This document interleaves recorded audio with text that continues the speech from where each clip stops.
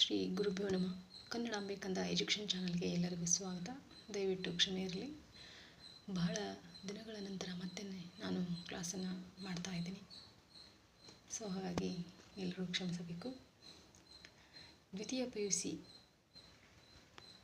ಅಂದರೆ ದ್ವಿತೀಯ PUCಯ ಕನ್ನಡ ಭಾಷಾ ಪಠ್ಯಪುಸ್ತಕದಲ್ಲಿ ಬರುವ ಪಠ್ಯಪುಸ್ತಕದ ಒಂದು ಪದ್ಯವನ್ನು ಆಯ್ಕೊಂಡು ನಾನು ಹೇಳ್ತಾ ಇದ್ದೀನಿ. ಇದನ್ನು ಸಾಹಿತ್ಯ ಸಂಪದ ಅಂತೇಳಿ ಆ ಪುಸ್ತಕದ ಹೆಸರು.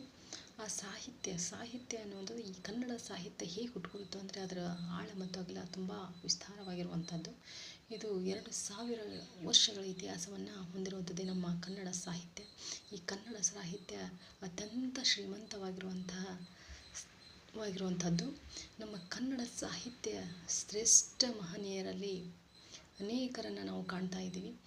ಕನ್ನಡ ಸಾಹಿತ್ಯಕ್ಕೆ ಭಾರತೀಯ ಅತ್ಯುನ್ನತ ಪ್ರಶಸ್ತಿಯಾದಂಥ ಜ್ಞಾನಪೀಠ ಪ್ರಶಸ್ತಿ, ಒಟ್ಟು ನಮ್ಮ ಕನ್ನಡ ಸಾಹಿತ್ಯಕ್ಕೆ 8 ಪ್ರಶಸ್ತಿಗಳು ದೊರಕಿವೆ. ಮತ್ತು ಯಾವುದೇ ಸಾಹಿತ್ಯಕ್ಕೂ ಕೂಡ 8 ಪ್ರಶಸ್ತಿಗಳು ದೊರಕಿಲ್ಲ.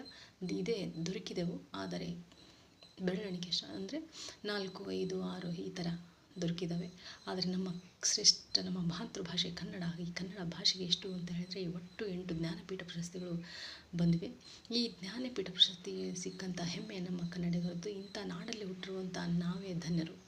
ಸೊ ಈ ಕನ್ನಡ ಸಾಹಿತ್ಯ ಮೂಲವನ್ನು ಹುಡುಕ್ತಾ ಹೋದರೆ ತುಂಬ ಆಳವಾಗಿರುವಂಥದ್ದು, ಮೊದಲೇ ಹೇಳಿದ ಹಾಗೆ. ಹಾಗಾಗಿ ಈ ಕನ್ನಡ ಸಾಹಿತ್ಯಕ್ಕೆ ಒಟ್ಟು 8 ಪ್ರಶಸ್ತಿಗಳು. ಈ ಕನ್ನಡ ಸಾಹಿತ್ಯವನ್ನು ರಚನೆ ಮಾಡಬೇಕು ಅಂತ ಹೇಳಿದರೆ ಯಾರು ರಚನೆ ಮಾಡೋಕ್ಕೆ ಸಾಧ್ಯ ಅಂತ ಹೇಳಿದರೆ ಕನ್ನಡ ಅಕ್ಷರ ಬಲ್ಲಂಥವರು, ಅಂದರೆ ಕನ್ನಡದ ಅಕ್ಷರದ ಜ್ಞಾನ ಅರಿವು ಉಳ್ಳಂಥವರು, ಪಾಂಡಿತ್ಯವನ್ನು ಪಡೆದಂಥವರು ಅಥವಾ ಆ ಭಾಷೆಯ ಮೇಲೆ ಹಿಡಿತ ಇದ್ದಂಥವರು ಈ ಸಾಹಿತ್ಯವನ್ನು ರಚನೆ ಮಾಡಬಹುದು.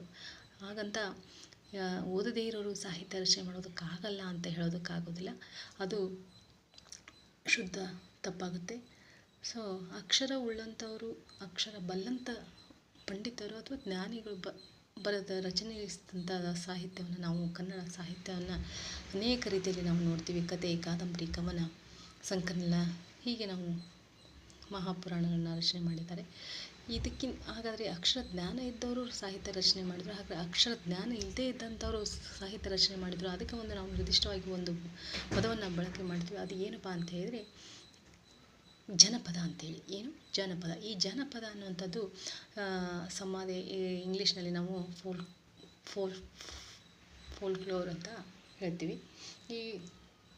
ಈ ಫೋಲ್ಕ್ಲೋರ್ಗೆ ಇಂಗ್ಲೀಷ್ನಲ್ಲಿ ನಾವು ಈ ರೀತಿಯಾಗಿ ಕರಿತೀವಿ. ಈ ಜನಪದ ಹೇಗೆ ಹುಟ್ಕೊಳ್ತು ಅಂತ ಹೇಳಿದರೆ ಜನರ ಬಾಯಿಂದ ಬಾಯಿಗೆ ಹರಡಿರುವಂಥದ್ದು. ಇದು ಕಂಠಸ್ಥ ರೂಪವಾಗಿ ಇತ್ತು. ಈ ಜನಪದ ಹುಟ್ಕೊಳ್ಳೋದು ಎಲ್ಲಿ, ಇದರ ಮೂಲ ಏನು ಅಂತ ಹೇಳಿದ್ರೆ ಹಳ್ಳಿಯಲ್ಲಿ ಜನರು ತಮ್ಮ ದಣಿವನ್ನು ಸುಗ್ಗಿಯ ಸಂದರ್ಭದಲ್ಲಿ ಅಥವಾ ತಾವು ಮಾಡುವಂಥ ಕೆಲಸದ ಸಂದರ್ಭದಲ್ಲಿ ತಮ್ಮ ದಣಿವನ್ನು ನಿವಾರಿಸಿಕೊಳ್ಳುವುದರ ಸಲುವಾಗಿ ತಮ್ಮ ಭಾವನೆಯನ್ನು ರಾಗವಾಗಿ ಹೊರಹಾಕ್ತಿದ್ರು. ಇದು ಹೀಗೆ ದಿನದಿಂದ ದಿನಕ್ಕೆ ಬಾಯಿಂದ ಬಾಯಿಗೆ ಹರಡ್ತಾ ಏನಾಯಿತು, ಒಂದು ಜನಪದ ಸಾಹಿತ್ಯ ಅಲ್ಲೇ ಹುಟ್ಕೊಳ್ತು. ಇದರ ಒಂದು ವಿಸ್ತಾರ ನೋಡಿದರೆ ನಾವು ಸಮುದ್ರದಷ್ಟು ವಿಸ್ತಾರವಾಗಿರುತ್ತೆ. ಇದರ ಜಾನಪದ ಸಾಹಿತ್ಯದ ವಿಸ್ತಾರ ತುಂಬ ವಿಶಾಲವಾಗಿರುವಂಥದ್ದು. ಈ ವಿಸ್ತಾರವಾಗಿರುವಂಥ ಈ ಜನಪದ ಸಾಹಿತ್ಯವನ್ನು ನಾವು ಕೆಣಕ್ತಾ ಹೋದರೆ ಅದರ ಎಲ್ಲಿ ಮುಗಿಯುತ್ತೆ ಅಂತ ಹೇಳೋದಕ್ಕಾಗಲ್ಲ. ಇಂಥ ಜನಪದ ಸಾಹಿತ್ಯದಲ್ಲಿ ಮೊದಲು PhD ಪಡೆದಂಥ ಸಾಹಿತಿಗಳಂತ ಹೇಳಿದರೆ ಡಾಕ್ಟರ್